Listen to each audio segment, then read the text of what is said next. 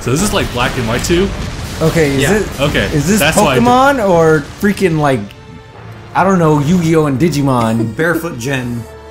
Because Pokemon, I know, it shows a bunch of kids running around in the forest throwing their testicles at, you know, wild animals saying, get in here. Alright, so what did we just watch? Pokemon Generations 14 and 15? Right, one of them was, you know, I'm not even going to try to remember that last episode's title. The King Returns. There's that one. And then 14, the Frozen World. Okay. So this is definitely focusing on like that and Pokemon Black and White 2, which again I still haven't played. So like definitely episode 14 left me out a lot, but it was still cool. God, the animation. Yeah, I've seen better. Damn, just like look at that one frame. You know, it's weird. A lot of anime now is doing a lot of stuff with speed lines. And I've never seen a community so divided on a single subject in animation. Yeah? I think speed lines look cool as hell. The episode 15 was really cool. Just simply because like it did draw on like Black and White 1, and I just had some background about Kyurem and N. Just playing the first one. I gotta admire Getsus for two things. Number one being batshit insane. Number two for ripping off Sephiroth's theme song from Final Fantasy. Oh yeah, and has that Pokemon. Which Pokemon is that? It's Reshiram. It's actually a huge argument over what Dragon N and the protagonist are supposed to have, like, in the main universe canon. Yeah. And this should put that argument to rest. But yeah, no, I know you didn't really want to see episode 15, and I'm not sure if you watched it before. No, it was cool. It was cool. I just, like, although I like the story of Generation 5 and 5 2. But 5 and 5 2. Yeah, that's what it is. But 5 and 5.5, I guess. I think it would just be 5. Yeah, I like the story of Gen 5 a whole lot because this is really cool. But I just don't like N as a character. I can't allow selfish humans to make Pokemon suffer. Calm down. Now Reshiram, do my bidding. Calm down, Pokemon Black and Blue. Well, but the thing is that he accomplishes his purpose, though. Because the dragons are meant to represent truth and ideals. And, like, N is basically fueled by his ideals. Like, so his entire world that he imagines is this world where, like, you know, everything is perfect. He has this, like, utopian ideal of a society that literally can't exist, and he's just abundantly naive. I just hate him as a character. I mean, he's super one-dimensional. He's not interesting. His really only true purpose is shipping porn with the protagonist. Like, specifically the male protagonist. Yeah. more than half of everything I heard, I just kept thinking, in my head, I just kept hearing Tate Bayo. Yeah. He's Naruto, but not cool. Yeah, he's a very wishy-washy. He's like, I guess that just kind of comes as the character who, like, it's kind of like, it's kind of raised as more like Aurora as far as I remember him as. Yeah. Like, yeah, he was just like, pretty much raised as a prince, and pretty much as a king. As a king. King N. King N. God, that's anyway. So just like pretty much then like with the Burger King. He was raised that way so that he would be accepted and like deemed as worthy to be basically the controller of the dragon. And that's probably just like may have like, you know, some kind of after effect to like his own personality, which is why he presents himself as this.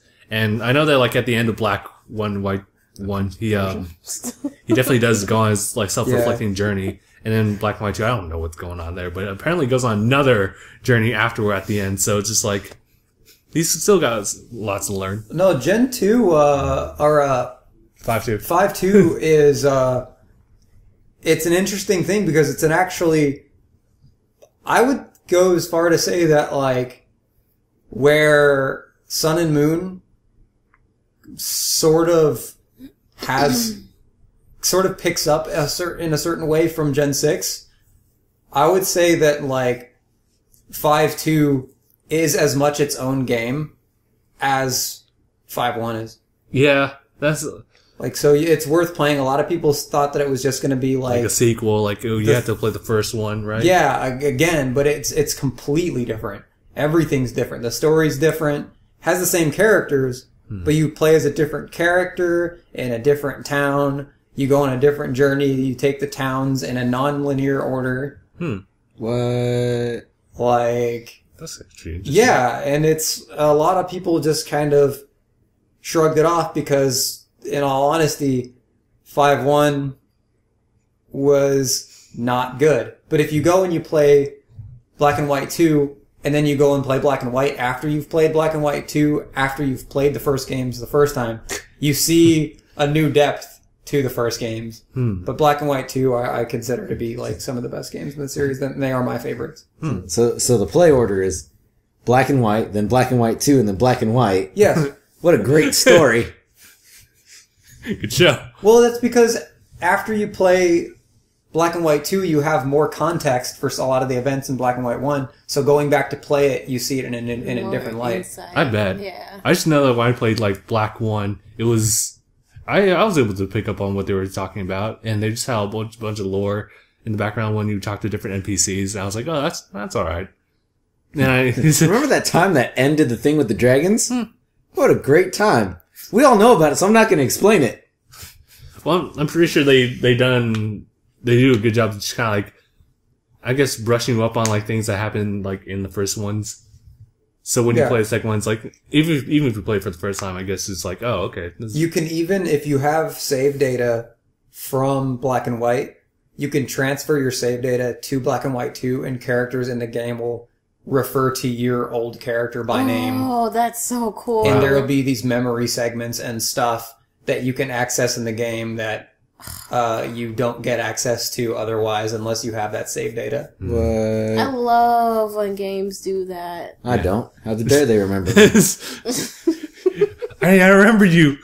It's like Animal Crossing when you try to... don't. It's like 3 months after the last time you played Animal Crossing. It's like, where have you been? Yeah. Yeah. We missed you. Alright. The mayor hung himself. Damn. No, Nintendogs is the worst at that because you're leaving a puppy and you come back and they like have flies all over it. Oh and my stuff. god. It's no worse than Tamagotchi. They You dead. leave that for 3 months, you come back, you were greeted by a skeleton. Oh, they dead. Yeah, they dead. I can't handle When you take out the it. battery. Yeah. That sucks. This did not happen. But yeah, I guess that means like after this it's just gonna be Kalos. Yeah, so I'm pretty much checking out from this point on. Oh really? Wow. Like I was halfway check. I had one foot out the door with N, and I got the other foot out with Kalos because that whole generation was an abortion.